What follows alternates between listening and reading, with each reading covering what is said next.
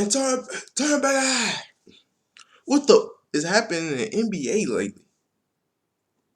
Hold on. What the is happening in the NBA lately? All right, bit. Okay. Let's get into the video. At the Sean, very what's the bucket? tail end of I got 2022, Luka Doncic had a 60, 20, and 10 game versus the New York Knicks, which was statistically one of the 10 best performances in NBA history. On top of that, we got another 50-piece from Luka versus the Spurs later on. Then we got back-to-back 40 pieces from a 38-year-old LeBron James. During Luka's night, we had another 4. Just like this with LeBron, do the win, 80 out. It kind of sucks, you know, but 40 piece as well, 48 and 10 from Joel Embiid. And of course, last night we had another all-time great historic. And of course, last night we had another all-time great historic performance with Donovan Mitchell being 2 rebounds shy of a 71-point triple-double. Along with Mitchell, DeMar DeRozan. Ooh, that would have been nasty. That probably would have been one of the best. No, that would easily as a guard. That would have been one. That would have been the best triple though as a guard. Other guard. Woo. I know he probably seen the stat sheet. Was like, like, huh. You gotta pay attention to the stats, bro. You gotta tell everybody, get the fuck out of the way. Let me get these boards, bro. Had 44 on the other end, and the aforementioned 43 from LeBron on that night. Another 42 and 11 from Embiid. Luka was 1 point shy from 40 with 39 that night. Oh yeah, DeRozan had like 40 when Mitch scored. Yeah. And we got a freaking 52-piece from Klay Thompson in 2023. That was a lot. So what the hell is happening? He says the NBA broken. No, niggas just stop defending. That's all. Niggas don't play defense. Now, come on, bro. It's such a casual take, bro. You know dang well it's defenders in the league. Nobody said there wasn't. Nobody said they couldn't defend. They just don't. Like, what? Sometimes I feel like Kawhi don't even defend as good as he used to. Like, he still can defend like a mug. He still can, like, most definitely defend. I'm trying not to cuss, by the way, so that's why yeah. But he still can defend. It's just, Kawhi barely even be playing for real now. So it's like, it's kind of like, you know, he not really, you know, so it's like, that's why. But as far as PG and shit, like PG, he, you know, he can defend too, but it's just not as clampy, you know. Like Ruby Gobert, what he doing in Minnesota? I heard that nigga flopping over there. So it's like, you know, niggas just ain't defending no more for real. The defense is just ain't, I don't know, bro. I guess they went to the playoffs to step up. I don't know. I don't know if it's like a scheme where all players start, they had a huddle and just said, hey, y'all, we're gonna just not play our hardest on the defensive end and burn ourselves out. We can wait till the playoffs start clowning. Well, it's just like, okay, entertaining high basketball. We know the playoffs is weird. Everybody put their eyes on, but hey, I don't know. Real quick, if you end up enjoying this video, then please be sure to subscribe to the channel. Also, drop a like on this video to help it do better in the YouTube algorithm. It is seriously much appreciated. Going into 2023, my goal is to get this channel to 300 subscribers by the end of the year, so your subscription would be much appreciated. Fun side anecdote here. My dad did watch the Cavs game. He is a 300? I mean, you well over exceeded 300, buddy.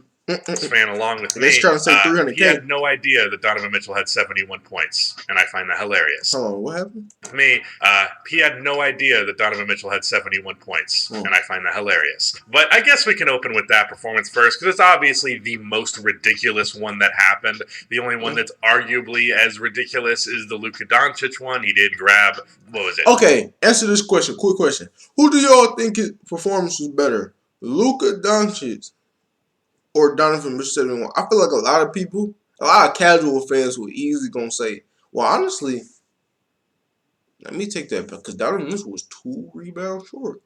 I heard it was 2. So really, he down there could have had it. And his would have been better because it would have been, yeah. But Luka had 20. I mean, he had 60 and 20 though, and 10. So that's crazy. Cause see, this is the problem. When people think a performance is better, they instantly go to points first, which makes sense a lot of times. Like, if you score a fucking 100 points, yeah, it's better than 60 point triple double. But he scores 7. But you get the point. But the point, if he okay, so if Luka had 60, 20, and 10, Donovan Mitchell had most likely 71, 10, and 8. Right? Yeah, Donovan Mitchell had 10, 11 more points in him, but it's like that's just 10, 11 more points. Luka had also 20 boards. 20 or easy 20 assists or 20 boards. That's a lot to a fucking game. And scoring 60? So yeah, you get the point. You get the point what I'm talking about. 12 more rebounds, so there is that, but he also got 10 less points, or 11 less points, so whatever. Either way, regardless of which performance is more impressive, I would argue the Donovan Mitchell one for sure, because 70 is just... 70 is 70. He is the 6th player in NBA history to put up 70 points. Watching this game, it was just bombs away from... Well, I guess you can... That's another take that you can argue that he's like the 6th player to do. Okay. I will give you that.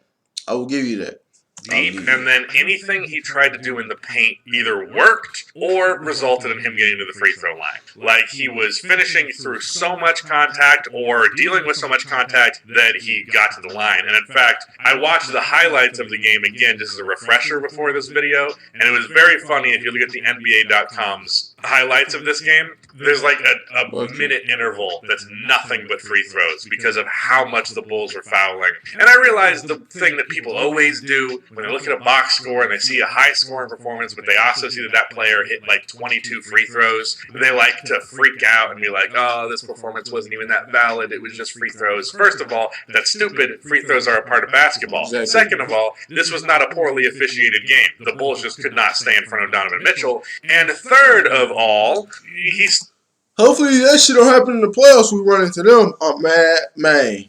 Dude, y'all better not let that shit happen to us. Y'all better not let that shit happen no more. Damn near 50, so who cares? At the end of the day, 70 is 70. I don't care how you put it. If it was on 40 free throws, you still had 70. To also, on top of that, have 11 assists. Like, he wasn't even necessarily looking for his shot every time. And he only had like 16 points in the first half. He just went off like crazy in the second half, and there was just nothing the Bulls could do. Every possession down the floor, he found a way to put points on the board. Damn, what the fuck did we do to him? Like, damn, yeah, see, like, okay, regular first half, but damn, dude, like, get one of our niggas, like, hit up your woman or, do something we shouldn't have done. Like, what the fuck did what did we do? Donovan, what did we do? What did we do? Because, like, I mean, it's like the player, like, we didn't scoop you up in the draft. We didn't pick you up in the trade, which we could have. But what do we do? Because what make you do it to us? Getting a shot or getting to the line. Should have done it to somebody else. It was relentless. And the thing that is not being given enough credit is the fact that they were down rather substantially. This was a big L for the Bulls because obviously they got an L, but it was a big L because, like, they absolutely should have won this game, but then Donovan Mitchell was just like, no. Like, DeMar had a 44-piece himself, as I mentioned. He had a 40-piece earlier on in the week. And, like, I feel like that's something people would talk about. I'm pretty sure, if not back-to-back, like 2 out of the last 3 games, DeMar had a 44-point game, or a 40-plus point game, but nothing was said about it, because why the hell would you talk about that when Donovan Mitchell had the 71? So, shout out to DeMar for that, but also they lost, so who cares?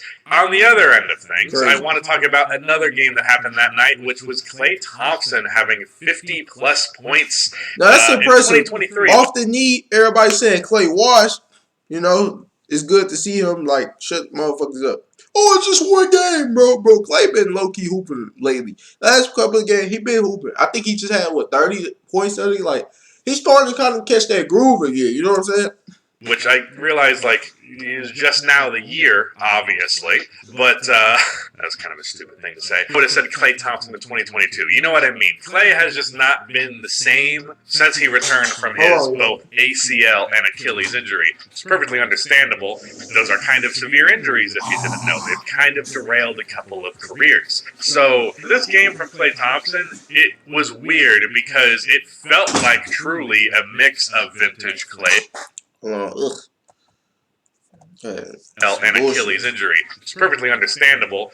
Those are kind of severe injuries, if you didn't know. They've kind of derailed a couple of careers. So this game from Klay Thompson, it was weird because it felt like truly a mix of vintage Klay, but also a mix of this current Klay Thompson who has a different shot diet. The way that Klay approaches the game now is just different from how he approached it before. I think the way he approached it before was a much better, much more winning formula, but regardless, he had his mid-range pull-ups, he had his weird, awkward angle shots, he had his shots that he really didn't create enough space for, but he's such a good shooter, it doesn't matter that he didn't create enough space for it. Multiple mid-range pull-ups, but of course, he also hit 10 threes, and that was the most substantial thing, including a bunch of clutch threes, so you got to give him credit for that. It was a really good overall game. Trae Young had a really impressive box score in this one. I do truly think that this game was more an instance of just, not to be a hater, but this is like a more Klay just being hot rather than this being necessarily a sign of him turning the corner. Klay Thompson's still a good player, like at this point, because he's still like a 40% from three on 10 plus attempts guy, so that ultimately makes you a pretty damn great shooter still, even if he's not quite what he used to be.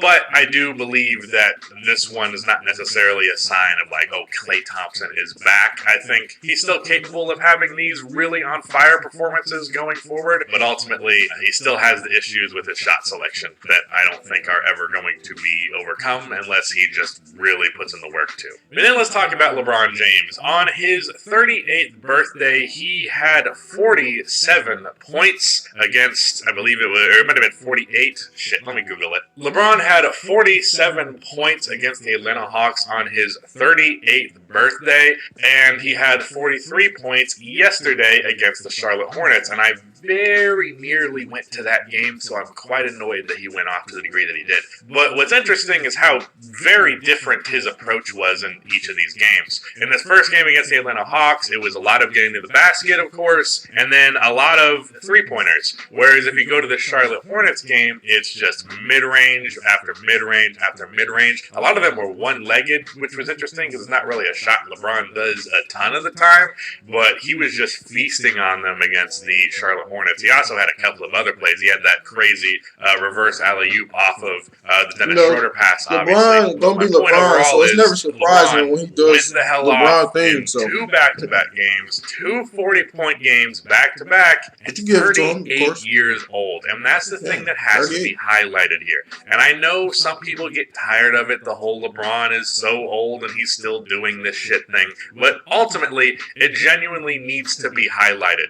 Because the most points per game out of a year 20 player previous to LeBron was 17 a game from Kobe. LeBron James is currently averaging a 29 points per game. So 12 points better than the next best to do it. On also significantly better efficiency because that was post-Achilles injury Kobe, and he wasn't very good other than the Utah Jazz game. But either way, I just think that is endlessly impressive. Klay had that crazy performance. Luka obviously had a historic performance. And Donovan Mitchell managed to have an even more historic performance less than a week later. The NBA is insane right now. And this is where I want to lead the conversation to end off this video.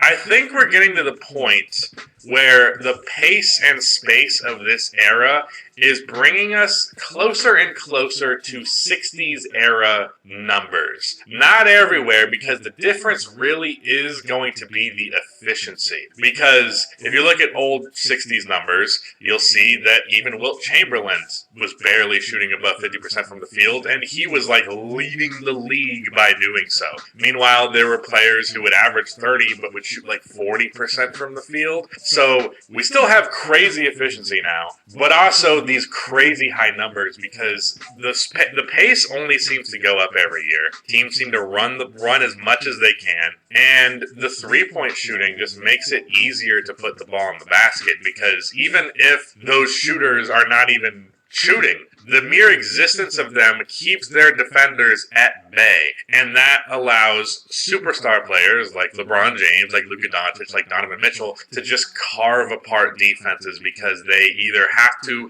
commit to stopping the player who's trying to score, or they have to leave No, that shot and crazy leave a right there. 3-point That's shooter crazy open in the shot. process, or they have to stay home on those shooters and just hope those one-on-one defenders can handle it. And at this point, scores are getting so good that one-on-one defense really just doesn't cover it. So I'm almost feeling like this is a sign as well that basketball is more meant to be how it is now.